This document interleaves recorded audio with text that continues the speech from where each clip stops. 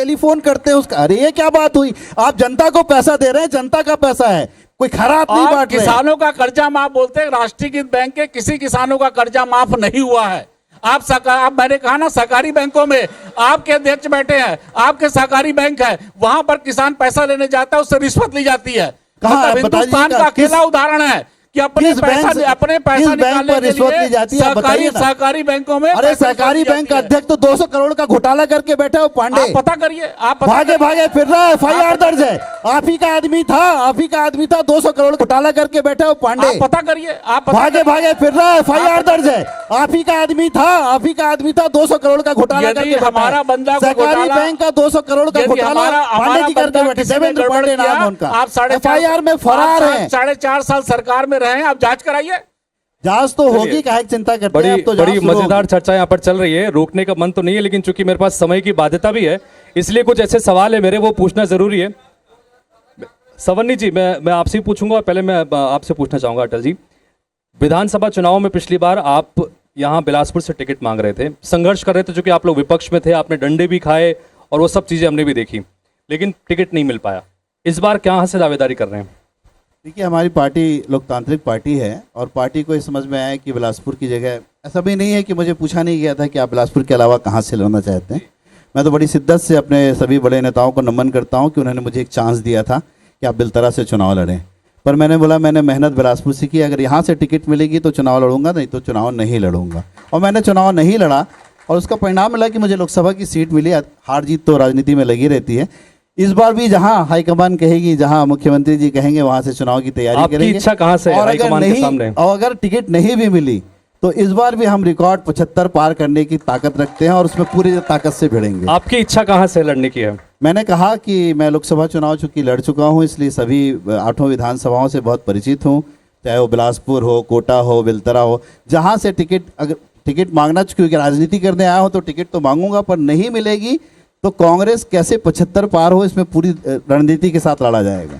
सवन्नी जी, आपसे भी मेरा यही सवाल है, लगातार आप भी दावेदारी करते रहे हैं लेकिन नंबर लगा नहीं, मन में आता होगा सवाल मेरा नंबर कब आएगा, इस बार क्या अच्छा लगा? भारतीय जनता पार्टी में एक कार्यकर्ता के रूप में हम सब लोग काम करते हैं और संसदीय बोर्ड हमारा जो निर्णय करता है उसका हम सब लोग मिलकर पालन करते हैं और निश्चित रूप से संसदीय बोर्ड जो भी निर्णय करेगा हम स्वागत करेंगे, आगे बढ़ेंगे।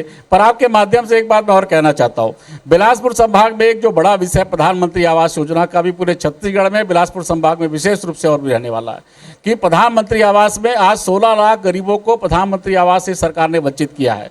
और 15 मार्च को भारतीय जनता पार्टी में प्रदेश अध्यक्ष जी के नेतृत्व में प्रदर्शन ने बताया है कि कितना बड़ा जन आक्रोश छत्तीसगढ़ में है और जिसको लेकर आज 16 लाख परिवार कहने से 50 लाख लोग अपनी छत से वंचित है।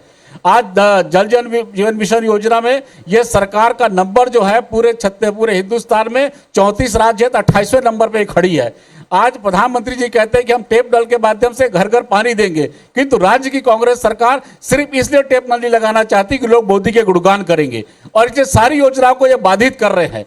मेरा स्पष्ट इसमें आरोप है भारतीय जनता पार्टी का। प्रधानमंत्री उज्ज्वला गैस योजना लगभग बंद कर दी है, शौचालय योजना बंद कर दी है, जितनी भी योजनाएं हैं राज्य की कांग्रेस सरकार मोदी सरकार की योजनाओं को बंद करने में लगी। इस पर काउंटर जवाब लूंगा, बहुत अच्छी सवाल आपने उठाया, लेकिन एक सवाल मेरा भी है कि जब भी हम कांग्रेस पार्टी के नेताओं से बात करते हैं वो ये बात लगातार उठाते रहे क्योंकि यहां पर चूंकि राज्य में कांग्रेस की सरकार है इसलिए सौतेला व्यवहार केंद्र सरकार की तरफ से होता है तमाम योजनाओं के संदर्भ में, चाहे केंद्र से राशि आने की बात हो, चाहे जीएसटी की राशि आने की बात हो, इस पर क्या कहेंगे आप? देखिए, राज्य के केंद्र की सरकार के द्वारा 16 लाख प्रधानमंत्री आवास की स्वीकृति दी गई, इनसे 40% राज्यांश से मांगा गया, किंतु राज्य की कांग्रेस सरकार के द्वारा अभी तक सिर्फ 2.25 लाख मकानों का राज्यांश आधा अधूरा दिया गया और जिसमें भी 1.5 लाख मकान अभी अप्रारंभ है और यह सरकार राज्यांश नहीं दे रही है, उसके कारण योजनाएं बाधित हो रही है। और उसी प्रकार जल जीवन मिशन योजना भी जो राज्य की सरकार जिसको अपना राज्यांश देना चाहिए वो राज्यांश नहीं दे रही है, कि इसलिए ये खाली आरोप लगाने की बात करते हैं। हमारी भी कांग्रेस की सरकार कहती है अब नए सिरे से प्रधानमंत्री आवास का सर्वे कराएंगे, जबकि नरेंद्र मोदी जी ने 2011 की सर्वे सूची, जिस समय इस देश से माननीय मनमोहन सिंह जी प्रधानमंत्री थे, उनकी सूची को स्वीकार किया। ठीक है, और उसकी सूची के आधार पर प्रधानमंत्री आवास दो प्रमुख बात जो सवन्नी जी ने कही है, शुरुआत में उन्होंने बात में कही थी वो ये कि बिलासपुर को अपराधगढ़ आपने बना दिया है। दूसरी बात पीएम आवास योजना को लेकर, जिसको लेकर एक बड़ा प्रदर्शन भारतीय जनता पार्टी ने वहाँ रायपुर में भी किया है, विधानसभा घेराव की कोशिश की थी, बहुत बड़ा प्रदर्शन था। क्या आपको लगता है कि ये जो 2-3 विषय उठा रही है पार्टी, ये चुनौती बन सकता है आप लोगों के लिए? देखिए, पहली बात तो करूंगा अपराधगढ़ की। तो भारतीय जनता पार्टी के शासनकाल में ही, क्योंकि ये मीडिया जगत का कार्यक्रम है, बिलासपुर के प्रेस क्लब के सचिव की खुलेआम हत्या कर दी गई थी, आज तक अपराधी नहीं पकड़ा गया। भारतीय जनता पार्टी के शासनकाल में नसबंदी कांड हुआ, 14 महिलाओं की मौत हुई, अभी तक अज्ञात है कि कारण क्या थे। ऐसे तमाम बहुत सारे पहलू हैं कि भारतीय जनता पार्टी के समय अपराध ज़्यादा बढ़े थे, अभी अपराध कम हुए हैं। जहाँ तक प्रधानमंत्री आवास योजना की बात करते हैं, आप बताइए कि 40% राशि राज्य शासन देगी और नाम होगा प्रधानमंत्री आवास। हमारे मुख्यमंत्री जी बार बार चाह रहे हैं कि छत्तीसगढ़ में जनगणना हो, जातिगत आधार पर जनगणना हो, जिसका जितना हक, जिसकी जितनी संख्या उसको उतना हक मिले। पर भारतीय जनता पार्टी 2011 के बाद 2021 में जनगणना हो रही थी, आज तक जनगणना नहीं करा रही है, जो कि केंद्र सरकार का काम है।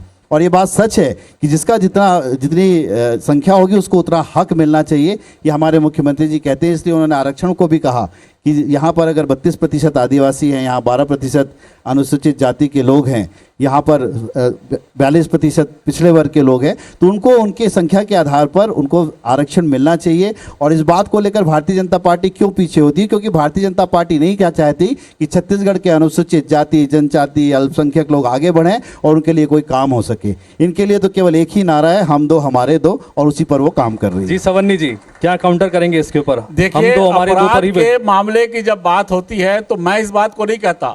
ये 2021 के नेशनल क्राइम ब्यूरो की रिपोर्ट है कि किशोरों के द्वारा अपराध में प्रथम स्थान छत्तीसगढ़, जनजाति वर्ग के बच्चों के साथ दुराचार में द्वितीय स्थान छत्तीसगढ़, आत्महत्या के मामले में द्वितीय स्थान छत्तीसगढ़, हत्या के मामलों में तृतीय स्थान छत्तीसगढ़। ये मैं नहीं कह रहा हूँ। दुराचार के मामले में 5वां स्थान छत्तीसगढ़, बलात्कार में 6वां स्थान छत्तीसगढ़। ये छत्तीसगढ़ के नेशनल क्राइम ब्यूरो की रिपोर्ट है। और नेशनल क्राइम ब्यूरो के आधार पर आज जिस प्रकार से पूरे छत्तीसगढ़ में चाकूबाजी हो रही है, लोग बिलासपुर को चाकूपुर, रायपुर को चाकूपुर के नाम से बोलने लगे हैं, और जब देखो इस प्रकार की घटनाएं हो रही है। और दूसरा विषय जो इन्होंने रखा आरक्षण का, मैं आपको बताना चाहता हूं कि 2012 में भारतीय जनता पार्टी की डॉक्टर रमन सिंह जी की सरकार ने यह 32% वाला आरक्षण लागू किया, 12% 14% का किया। किंतु यह 2021 तक बहुत स्मूथली चलता रहा। किंतु यहां पर कांग्रेस के द्वारा षड्यंत्र करके कांग्रेस के नेताओं के द्वारा हाई कोर्ट में पहले याचिका दायर की गई, और उसके बाद सरकार के द्वारा इसमें उचित पक्ष नहीं रखा गया, और जिसके कारण हाई कोर्ट में स्टे हुआ। भारतीय जनता पार्टी का